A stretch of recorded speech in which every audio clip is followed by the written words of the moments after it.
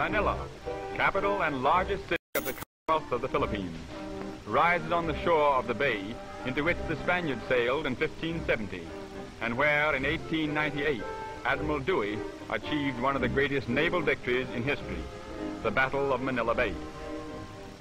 As headquarters for American commercial interests in the Orient, Manila has been transformed from a sleepy Spanish town into a modern city. Inter-island ships, serving the archipelago of some 7,000 islands, berth along the quays of the Pasig River that flows through the center of the city. From the sterns fly both the American and Philippine flags, for the Commonwealth government is still under the protection and advice of the United States. Much of the local trading is carried on in cascos, flat-bottom boats which are poled through the many canals and waterways of Manila. Each casco has its family, whose life is spent beneath its thatched roof of bamboo or palm, veritable water gypsies in a climate that is kind to all. Manila is really three cities in one. Old Tondo, home of the Philippine masses, modern Manila, born of American development, and Intramuros, walled city of the Spaniards. The last, built on the south shore at the mouth of the Pasig River, is surrounded by 2.5 miles of walls, which, begun in 1590, were for centuries bulwarks against invasion. The moat encircling the walls was filled in for sanitary reasons by the Americans, and is today a drill ground, a recreation area, and a golf course. The walls and bastions are excellently preserved, and have withstood even earthquakes which at times laid ruin the old city.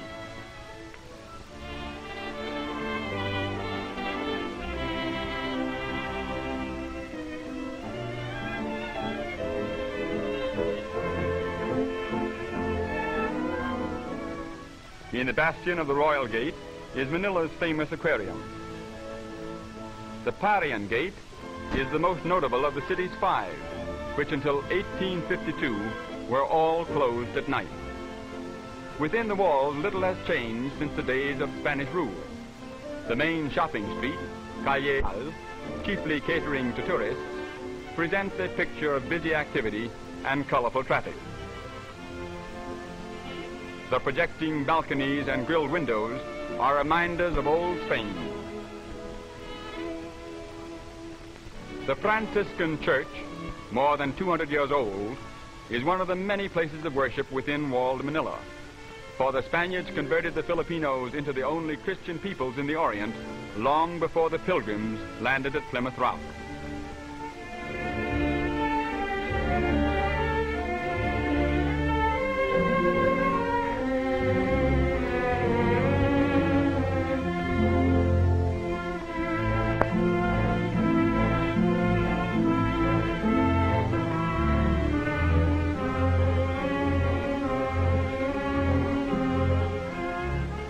A bodice with huge sleeves of cloth made from pineapple plants and a long skirt, the train of which is tucked into the front of the belt, is the typical dress of Filipino women.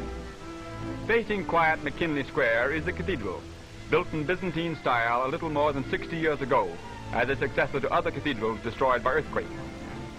On the north shore of the Pasig River is Tondo, the oldest and most densely populated quarter. Here the masses live, and here also is the modern business area of the city. In this section are the greatest contrasts: fine skyscraper office buildings and banks among crumbling thick-wall ancient structures, broad straight streets and narrow crooked ones, canals teeming with boat activity, and paved streets with modern traffic. Traffic in all parts of Tondo is heavy and difficult to control, with swiftly moving autos abreast caramatas, the two-wheeled native conveyances drawn by active Philippine ponies.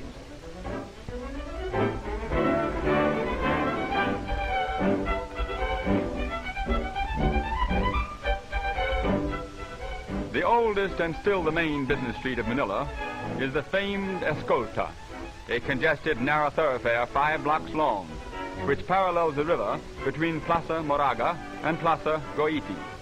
On it face most of the fine shops and department stores of the city.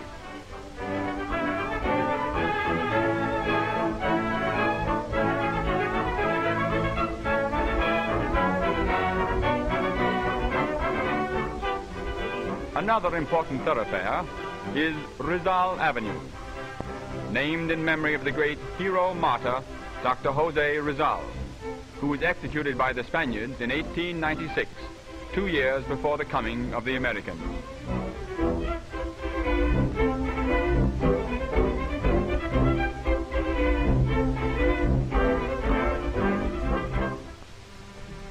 There are many arcaded sidewalks in Manila, for although sunstroke is unknown, it is more pleasant and cooler to keep in the shade during the heat of the day. Each section of the city has its market, where practically everything used by the Filipinos can be purchased. In the Yangko market, a bazaar devoted exclusively to Philippine products, almost any locally made article can be secured.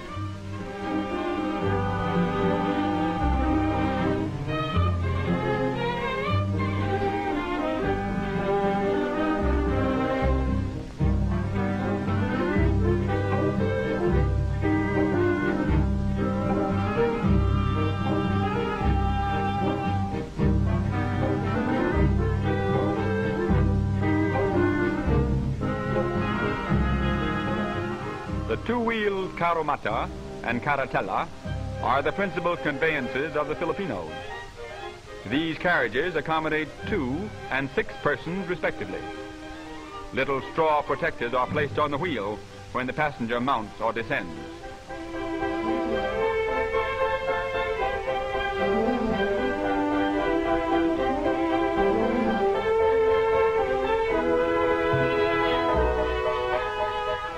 The Philippine beast of burden is the carabao. There are more than 2.25 million of these patient, hard-working animals in the island, and their slow pace is appreciated by their easygoing masters. In addition to modern motor transportation, the horse-drawn bus still holds an important place.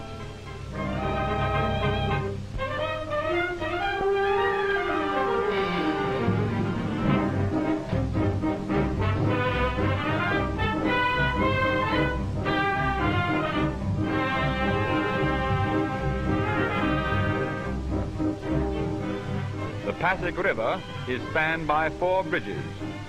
Jones Bridge, surmounted by Filipino figures, is the newest. The graceful arch stands on the site of the old Bridge of Spain. The spacious and dignified post office overlooks the river and faces upon the Plaza Lawton, where the Burgos Drive begins. The Burgos Drive, a magnificent wide boulevard, follows part of the sunken gardens of the old walled city moat. Near its middle stands the superb legislative building, completed in 1926 at a cost of $2 million. Today, it is the seat of the new Commonwealth government. In front of it, over the course laid out around the walls of old Manila, modern Manila plays golf.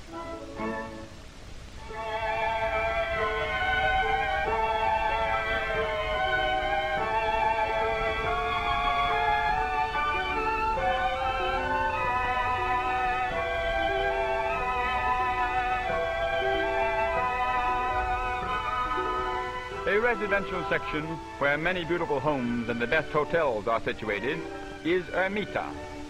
The famous Manila Hotel overlooking the bay is one of the finest air-conditioned hotels in the tropics. In Ermita are also the buildings of the University of the Philippines, a government institution which embraces wide fields of learning and offers excellent educational opportunities to all. Contrasting greatly with the narrow, irregular dirt streets of Spain's Manila are the wide, well-paved avenues and boulevards of the American city. Great shade trees overarch many of the avenues, and palms or colorful flowering trees line other arteries. Dewey Boulevard, the pride of Manila, is built upon reclaimed land along the shores of the bay, an ideal location for the many residences of which the city boasts. Among them is that of the American High Commissioner. The spacious house with its gardens and patio is often the scene of social splendor. Situated on the north bank of the Pasig River are the executive offices and home of the President of the Philippine Commonwealth. In a mansion built as the suburban residence for Spanish governors, a Philippine chief executive now directs the home government of his island commonwealth, an archipelago fast changing from a dreamy Spanish colony to a modern agricultural, industrial, and independent country.